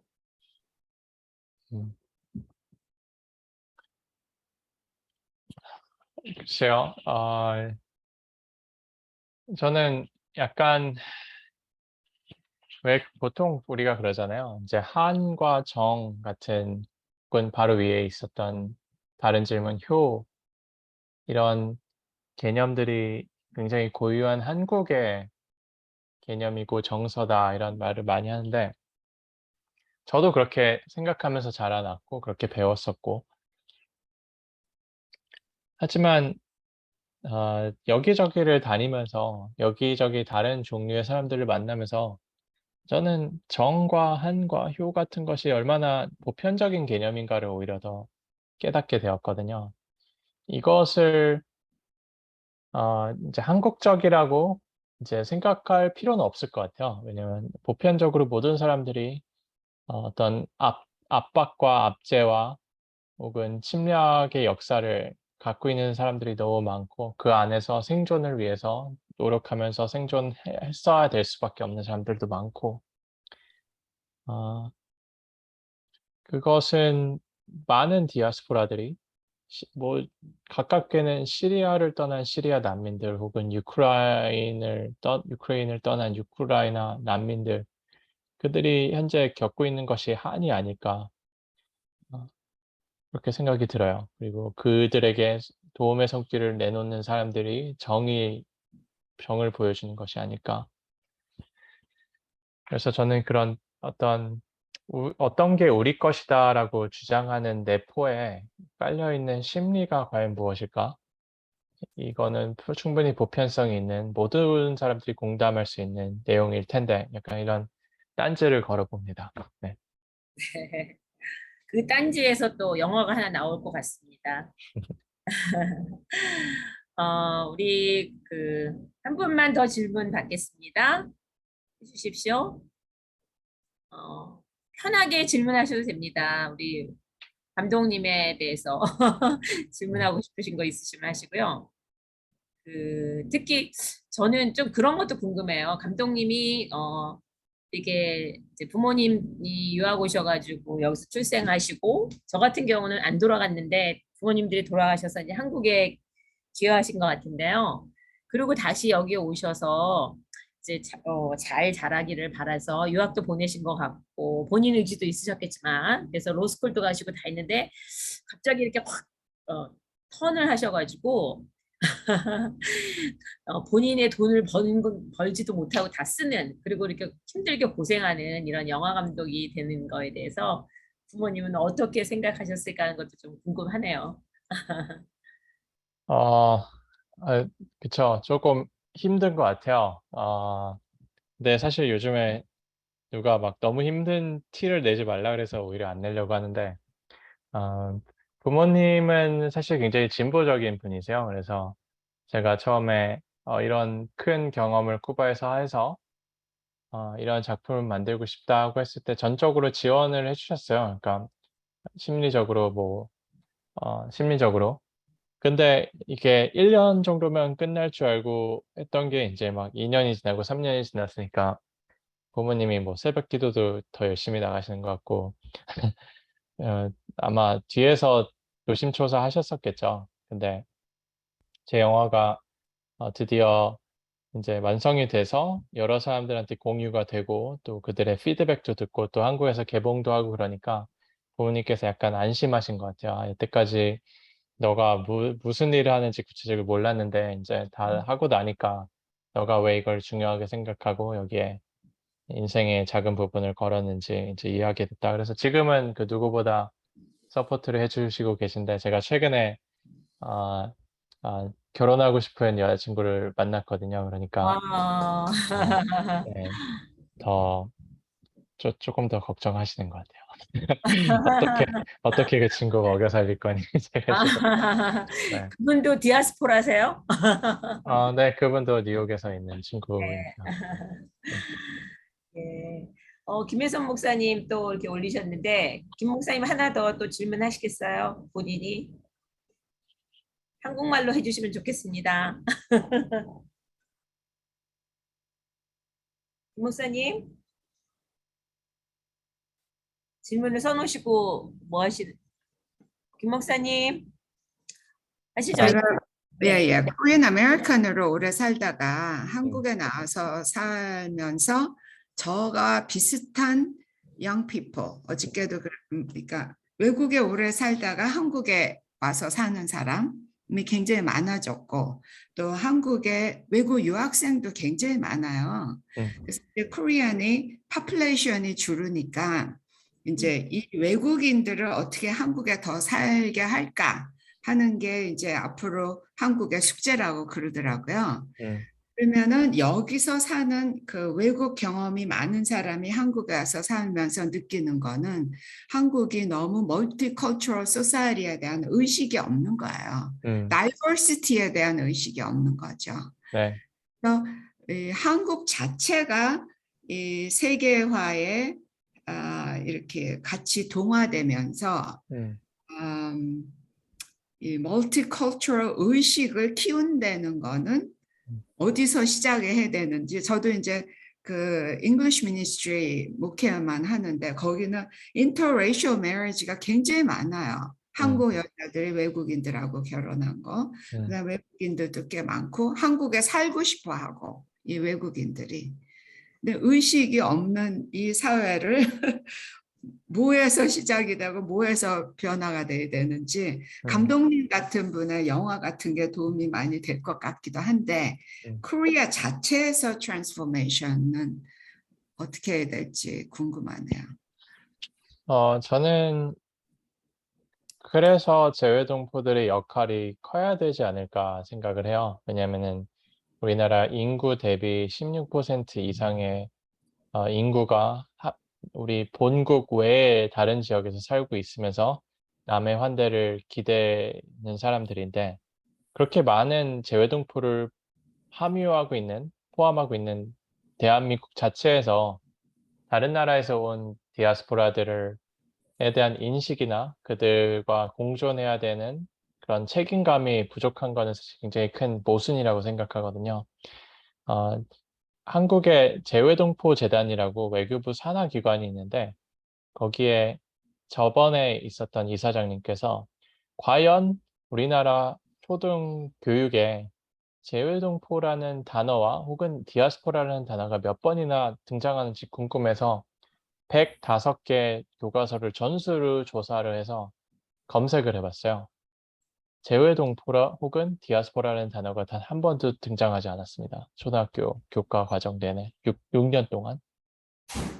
그러니까 교육 과정 내에 어떤 이런 디아스포라라는 개념을 이 친구들이 한 번도 배우지 못하고 가다가 첫 번째로 접하는 예를 들어 조선족에 대한 이미지가 범죄도시 같은 영화를 통해서 되게 악의적인 혹은 criminalize된 조선족들의 이미지를 영상 매개체를 통해서 처음 접한다면은 사전 지식이 없던 이 친구들은 당연히 그들에 대해서 적대적으로 생각하지 않을까 저는 이런 위기의식을 느끼고 있고요. 목사님께서 말씀하셨듯이 많은 유학생이 있는데 왜 이들은 조국에 돌아가서 이방인의 의식이 아닌 주인의식을 갖고 생활을 할까? 본인이 분명 한국 밖에서 소수자가 되는 경험을 했는데도 왜 본국에 돌아가서는 그 소수자가 되는 경험을 완전히 배척하고 주인 행사를 하려고 할까? 저도 이런 어떤 의구심과 그리고 그런 절박함을 갖고 있어요. 이것은 제 생각에는 교육의 문제이기도 하고 이런 스토리텔러가 더 많아져야 되는 영상 혹은 스토리텔링의 문제이기도 하고 또 저는 교회의 몫이라고도 생각해요. 교회의 몫. 뭐 정치 얘기를 제가 하진 않겠지만 미국에서 어떤 이민자들을 혐오하는 어떤 리더들이 점점 더 나타나고 하는 것이 근데 또 굉장히 많은 신앙인들이 그들을 서포트를 하는 이런 현상을 봤을 때 우리가 정말 참된 그 신앙의 본질이 무엇이고 신자들이 어떻게 그걸 받아들이냐에 대한 것도 저는 민감하게 우리가 깨어 있어야 된다고 생각을 하는데 그런 역할을 교수님 같은 분들께서 더 잘해 주시길 부탁드립니다. 네. 네, 이번이 마지막 질문이 될 것 같습니다. 감독님, 세계 시민으로서의 삶이라고 말씀하셨는데 좀 더 어떤 것이 있을지 좀 구체적으로 세계 시민의 삶이 뭔가 좀 말씀해 주시기를 부탁했습니다. 제가 사실 아까 휴고 빈센트 그러니까 그 프렌치 철학자가 했었던 그 코테이션에서 세계 시민성보다 더 궁극적인 성숙함은 이방인이 되는 것이다 라고 아까 공유를 했었잖아요. 저는 그 코테이션을 보고 나서부터는 사실 세계 시민성이 궁극적인 목표가 아니다. 이방인이 된 것이 궁극적인 목표다라고 이제 바꿨거든요. 순위를. 세계 시민성이 된다는 것은 사실 어떤 이런 민족에 의거한 환대가 아니고 보편성에 의거한 환대라는 거죠. 그러니까 우리가 예수님께서 이웃을 사랑하라고 했을 때 그 이웃이 내가 익숙한 사람들에 국한되는 것이 아니고 그 인피니트하게 모든 이들에게 펼쳐가는다는 그런 뜻이잖아요. 그러니까 모든 사람들이 이웃이라는 거죠. 원수가 이웃이고 자신을 해치는 사람이 이웃이고, 물론 이제 저희가 어떤 신학적으로 그렇게까지 할 만한 역량이 우리 개개인들에게는 없겠지만 적어도 그것을 표방할 수 있는 것이 세계 시민자로서 혹은 디아스포라로서 혹은 신앙인으로서의 궁극적인 자세가 되어야 되지 않을까라는 이론적인 말만 제가 이렇게 편하게 드립니다. 제 스스로도 과연 그런 삶을 살고 있는지는 잘 모르겠습니다. 네, 한 분이 더 질문하셨네요. 이게 마지막 될 것 같습니다. Have you thought about taking the theology class? 이렇게 물어보셨어요. 신학 공부를 좀 하셨는지. 아닙니다. 신학 공부를 하지 않아서 저의 그 미천한 얇은 지식이 아마 다 드러난 것 같아서 부끄럽고요. 하지만 뭐 신학 관련된 책은 저도 즐겨서 읽고 있기 때문에 더 저도 사유하고 배우겠습니다. 네, 감사합니다. 제가 정리를 하면 제가 그 주변에 우리 전우석 감독님을 정말 이렇게 서포트하는 많은 변호사님들이 계세요. 우리 한인 변호사님들 1.5세, 2세 이런 분들이 많이 계시는데 굉장히 이 전우석 변호사님을 아끼시더라고요. 그래서 그 이유가 뭔가 물어보니까 자기 자신들이 이렇게 로여로 이렇게 하면서 코리안 아메리카노 살지만 정말 하고 싶었던 거를 우리 전 감독님이 대신 한다고 그거에 대해서 되게 어프리시에이트 하시면서 많이 도우려고 하고 있는 걸 봤어요. 그래서 저희들도 우리 이렇게 전우석 감독님 같이 코리안 아메리칸으로서 또 2세로서 이 땅에서 디아스포라의 그 중요성을 미국만이 아니라 전 세계에 걸쳐서 정말 그 환대와 또 성숙해가는 그런 디아스포라가 돼야 된다라는 세계적인 시민까지 연결시켜 주시는 이런 분을 위해서 우리가 좀 기도도 해주시고요. 또 저는 그 강력하게 그 영화를 추천하고 싶어요. 초선. 제가 이번에 보다가 울었어요.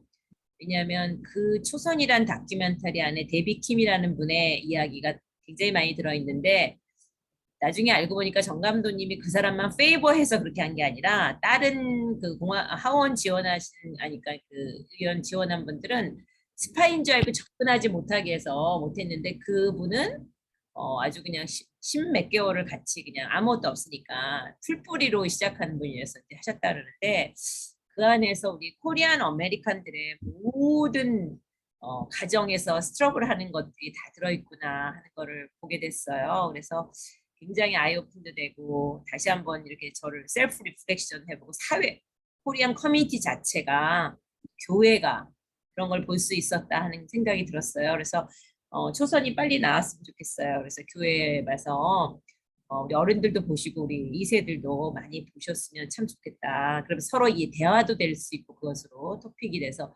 디스커션하는 것도 좀 만들어 보시면 좋겠다는 거를 우리 여선교회 프로그램으로 좀 하시면 어떨까 그렇게 제안해보고 예 그럴 때 혹시 또 우리 전우석 감독님 줌으로라도 이렇게 초청해서 이분이시다면서 같이 얘기하는 것도 좋을 것 같고 아무튼 기도해 주시고 또 우리 전우석 감독님께서도 앞으로 보이지 않는 저희들이 기도하고 있다는 거 아시고요.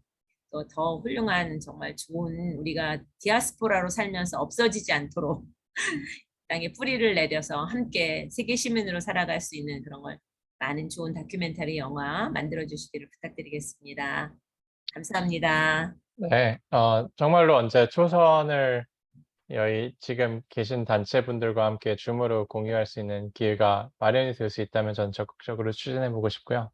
네, 네, 그렇게 해주시면 좋겠는데요. 네, 저희 네, 시사회처럼요. 네, 그렇게 한번 해주시면 어떨까 싶은데. 네, 한번 그렇게 해보시죠. 네, 네, 네, 좋습니다. 네, 제가 연락드리겠습니다. 네, 네, 네, 알겠습니다. 감사합니다. 네, 감사합니다. 네, 멀리 안 나가겠습니다, 감독님. 조심해 가십시오. 네, 네. 수고하세요. 네. 오늘 합당에 참석해 주신 여러분들 감사드립니다. 긴 시간 동안 또 일요일 저녁인데 또 내일 출근하실 분도 있고 그런데 이렇게 여러분들 열정을 갖고 함께 해주셔서 감사하고요. 아쉬운 건 참 이런 좋은 강사님을 모셨는데 100명을 넘기지 못했어요.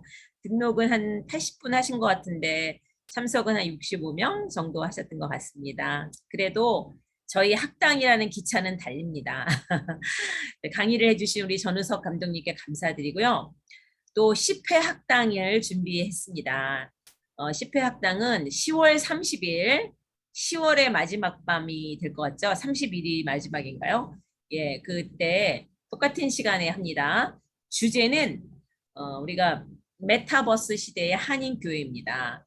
이 메타버스 그러니까 무슨 버스를 타나 이렇게 얘기 농담하시는 분도 있는데 영어로는 메타버스거든요. 근데 한국 분들이 버스라고 이렇게 부르시더라고요. 근데 이 메타버스라고 하는 거는 이제 새로운 이 우리 팬데믹 시대에 우리들이 이제 새롭게 줌처럼 또는 우리가 인터넷을 처음 맞이했던 것처럼 새롭게 우리들에게 다가오는 그런 테크놀로지의 어떤 한 형태인데 벌써 우리의 그 자녀들이나 많은 젊은 사람들은 이 메타버스를 타고 있어요. 그래서 탄다는 건 아니지만 그래서 앞으로의 한인교회가 이 10년 안에 변화되지 않으면 사실 한인교회의 미래를 장담할 수 없다고 많은 분들이 얘기합니다. 왜냐하면 이민자도 오지 아니하고 또 유학생도 굉장히 많이 줄고 있거든요. 그리고 우리의 2세들은 한인교회에 오려고 하는 2세들이 많이 없죠. 이런 상태에서 한인교회가 어떻게 바뀌어야 하는가 우리가 실감하고 있는데 그러한 것을 우리의 이 팬데믹과 연결시켜서 강의를 해주실 텐데 이분은 PC USA의 목사님이시고 클레어몬트에서 지금 이제 박사 과정을 거의 다 마치셨는데 40대 초반에 우리 메일 목사님이세요. 남자 목사님이신데 PC USA에서는 아주 굉장한 강사시더라고요. 그래서 아주 막 많은 강의를 하고 다니세요. 그런데 저희한테 오셔서 정말 이렇게 아주 쉽게 메타버스 시대가 뭔지 그리고 우리가 한인교회는 어떻게 이런 시대에 어떻게 변화되어야 미래가 있는지에 대해서 저희들에게 아주 좋은 말씀 해주실 겁니다. 굉장히 중요한 말씀이라고 생각이 들어요. 그래서 우리 많이 알려주시고요. 정말 이렇게 또 우리 열심히 10월에 가을과 함께 또 이런 공부를 해보도록 하겠습니다. 여러분들 오늘 늦게까지 참석해주신 여러분들 진심으로 감사하고 우리 잠깐 이 광고 찬양하기 전에 우리 함께 찬양 후에 할까요? 단체 사진 한번 찍도록 하고요. 그리고 뒤풀이 가능하신 분들은 남아셔서 오늘 배운 것 좀 서로 나누고 그런 하는 시간을 좀 갖도록 하겠습니다. 찬양하시겠습니다.